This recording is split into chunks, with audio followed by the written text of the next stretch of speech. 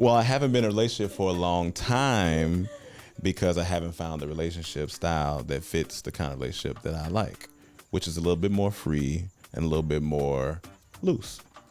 Meaning that I need to create a space where I can still flirt, I can still be myself. Does that mean I'm going to be out running around the city on you?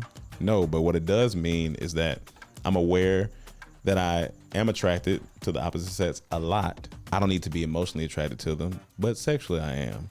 Well, I got to ask the $1 million question. What's up? Are you comfortable with your partner also engaging? No. What's up, lovers and friends? We're about to talk about one of my favorite topics with some of my favorite people. We're talking about open relationships. More specifically, we're talking about consensual non-monogamy and how difficult it can be to start these kinds of relationships, given the cultural climate that we're in, given a lot of the misunderstandings around these kinds of relationships in general, and the lack of role models. And so in this episode, you are going to hear from Rome Green Jr., who is somebody who recently discovered that he is better suited for consensual non-monogamy, but is also still figuring out a lot of the other bits and pieces that go with it.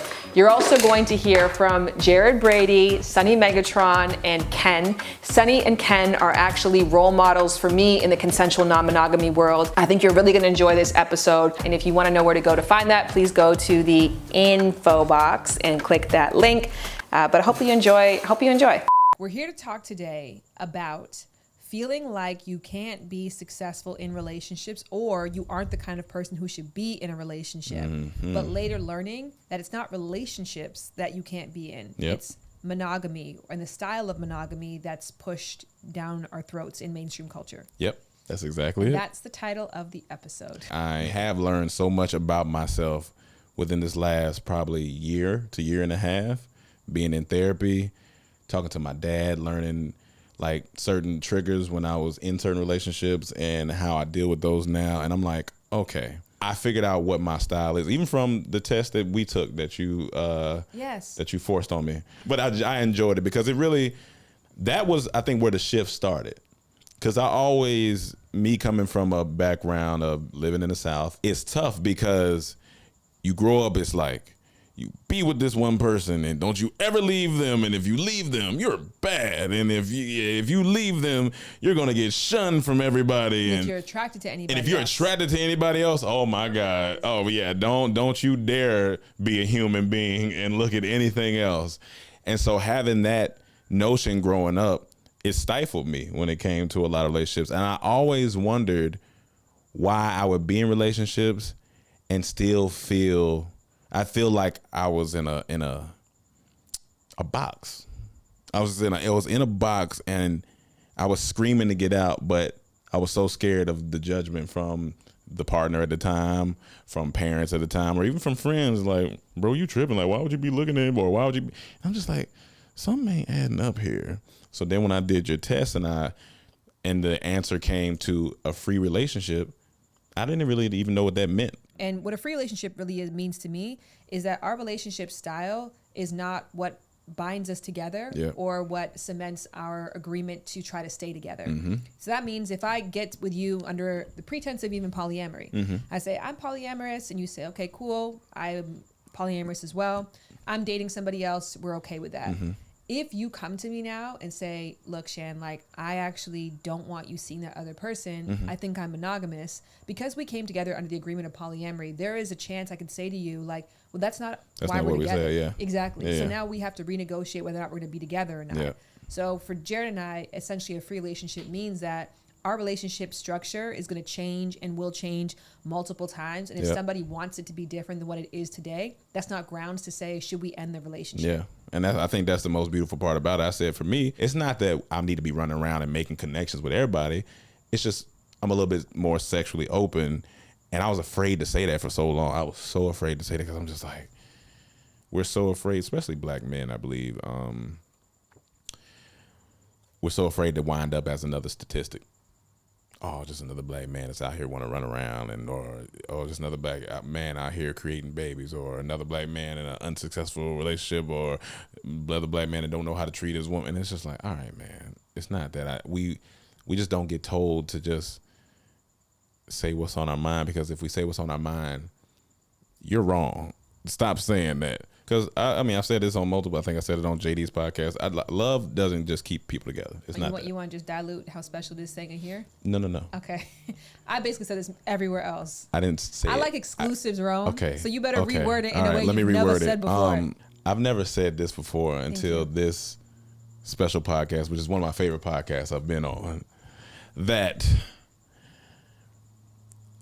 it's hard to base a lifelong partnership with just love.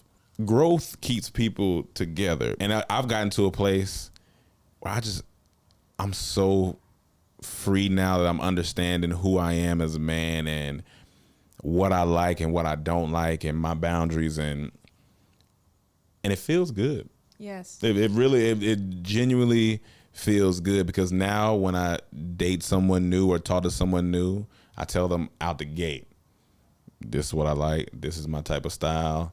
So I think a big part about chasing peace is introducing yourself to people as you know yourself to be. Mm-hmm.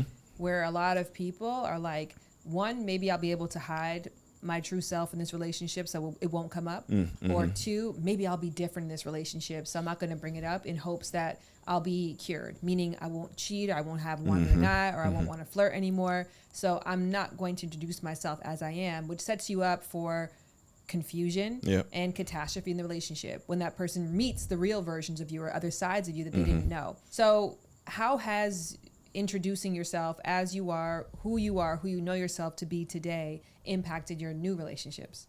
She may ask me, what are my, why haven't you been in a relationship in a long time? That's usually... Why haven't you been in a relationship in a long time? Because I haven't found the relationship style that fits the kind of relationship that I like, which is a little bit more free and a little bit more loose. Meaning that I need to create a space where I can still flirt, I can still be myself. Does that mean I'm going to be out running around the city on you? No, but what it does mean is that I'm aware that I am attracted to the opposite sex a lot. I don't need to be emotionally attracted to them, but sexually I am. Well, I got to ask the $1 million question. What's Are up? you comfortable with your partner also engaging? No. You said no very quickly. Let me say I haven't experienced it. Okay. And so in my mind, I feel like I wouldn't be, because for me, and this is like, that's why I'm here to talk, I feel like a lot of women, majority, there are anomalies, there are people out there but I feel like a lot of women are emotionally involved with men when that stuff comes. Mm-hmm. And so that would bother me immediately, because I'd be like, you don't really like it. For the women I've dealt with, it feels like it takes them a lot to even have sex with the guy. So I'm just like, are you emotionally attached, or is this just sexual? Sometimes in my mind, it's hard to believe that for women it's just sexual. Well, but I would honestly say that you are step one in the evolutionary chart in moving in the right direction. Mm-hmm. Because I think a lot of penis carriers are interested in having openness, but would never consider their partner being open. As a result, they don't ever even admit that they would want that, because they don't want a world where the other person can say, hang on, this isn't fair. Yeah. So they're like, I would rather just cheat, get caught, say sorry, and beg for forgiveness, as I've done in my previous relationships. I'd be too sleepy to cheat. I can't. You got to be up late at night and doing it. Well, I would rather wait till I get caught rather than me telling you this is what I want. Because the natural question after you say, hey, I want this to be open is, does that work both ways? Yeah. And right now your answer is, I'm not sure if in success we could do that. Yeah. No, and that's what I mean. Like, I think it's moving in the right direction. Of course, the goal is to get to a place where you acknowledge that the same desires that are in you and the same need to connect with other people that makes you feel like a better version of yourself. Yeah. As a result, brings a better version of Rome to the relationship. That's what happens on the other side. Gotcha. The reason I asked you guys to come on is because you are one of the first couples that I met who identified as being in a consensually non-monogamous. At the time, I think you had told me it was an open marriage. And I was like, yeah, right. Because now it's no longer this, what is that term? I think at the time that you had said it to me, it was still in the realm of what is that? But now there's so many people experimenting with it. So I look at what you've had, and I've always referenced it back to say, this is not a new thing that just got invented in 2015, that there are people who have been successfully doing this and navigating it with children, navigating it through life, through business, etc. And you have always been role models for me in this way. So I thought, as people who not only are successfully doing it, but for a living, help other people understand what it could possibly look like, it'd be great to check back in with you guys. Yeah. Oh, I'm so flattered that by the way, we're your consensually non-monogamous, I don't know, role models or whatever. But yeah, thank you. Or is this your first this style of relationship? For me, no. I started off. I've had different sorts of relationships that sort of led up to this. And in a previous marriage, we had sort of an open relationship and sort of not, but there was terrible communication involved around it on both of our parts.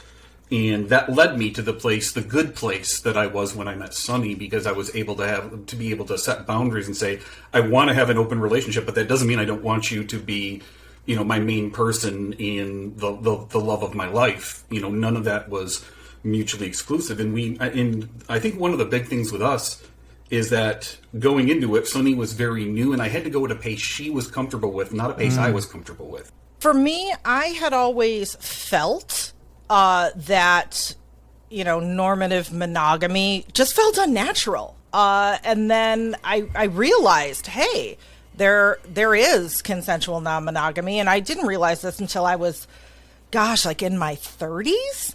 And I told myself, the next relationship I'm going to get into, I'm going to do what I always thought seemed more natural in my head, but I didn't know existed. I think what's so fascinating about what's been shared here is, and especially Sunny, what you said about your entry into consensual non-monogamy, which I think many people relate to, is that maybe you didn't have examples, or you didn't see it in a movie, or your parents weren't like this, that you were like, this is for me. You just knew that what existed and what was being advertised as the norm wasn't for you, that there was something about monogamous culture that just didn't quite sit with you. And so a lot of people who are entering the realm of consensual non-monogamy today are entering it from that vantage point of, I don't really know what I want, but I know what I don't want, and that's what's been shoved down my throat for a long time. So in the interview prior with Rome really approached it from that angle, where he was like, I just realized I don't thrive in those settings. I don't like myself. I get resentful towards my partner. I feel better when my choices are left up to me. I feel better when I have control over this part of my life. But also his entry point was, yes, I've realized that this makes me feel good and that I want to pursue consensual non-monogamy. However, I'm not ready to let my partner do the same. And that's a new term that I learned, which is called monopoly, which is for people who want to be consensually non-monogamous or polyamorous, but they are the only person in the relationship who is permitted to do that. What are your thoughts on that? Yeah, I have mixed feelings on that. Again, if it's about the intention and the ethics with the mutual consent of both partners, and it is done thoughtfully, and maybe it's done as a stepping stone. Like, okay, maybe I'm not just ready to dive in and there's no jealousy and everything's easy, and we're going to use this as a stepping stone. But there needs to be that intention that A, we all agree to this and we're all cool with it, and B, it is not going to devolve into something toxic and controlling. Yeah, also, Rome, we're not judging you. Like, I don't know Rome's particulars in any way, shape, or form, and like we're saying, most of the people that say this, and I am generalizing here because when there is some truth to anecdotes, but when you see usually it's a cis hetero dude that wants to have multiple partners but no accountability to those partners in an emotional or an honest communication sort of way. It's a way for them to get out of that. I think where a lot of people mess up when they enter in different styles of relationships is they think that an open relationship or a polyamorous relationship is the key to fixing a infidelity problem. And it's not. It's not gonna fix your honesty problem. It's not gonna fix your communication problem. All it's going to do is expose more of your toxic behaviors. The thing about polyamory is it forces you to have those really vulnerable, on the level conversations that you may tend to run away from when you're in a monogamous relationship because you have no reason to have them. We should all be having those conversations about our desires, our jealousy, whatever it is. There's a lot of people listening right now who I think that, the one thing that they're all curious about is jealousy. Is there jealousy in these type of relationship? And how, if there is, how do you navigate through it?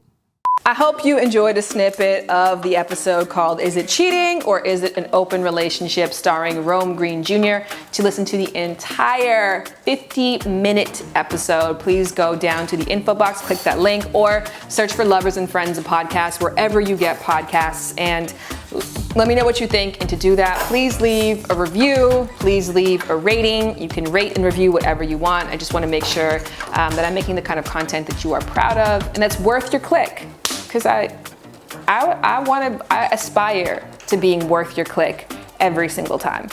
Bye-bye. All day talking about the good. Girl, you look good. Sex bringing sex, meaning understood. Yeah, you finding out he no good. But if you listen, pay attention, you gon' find out how to make him miss it. Got a ticket, baby, you just lovers and friends. I'ma take you on a trip, baby, I don't pretend. I said, lovers and friends.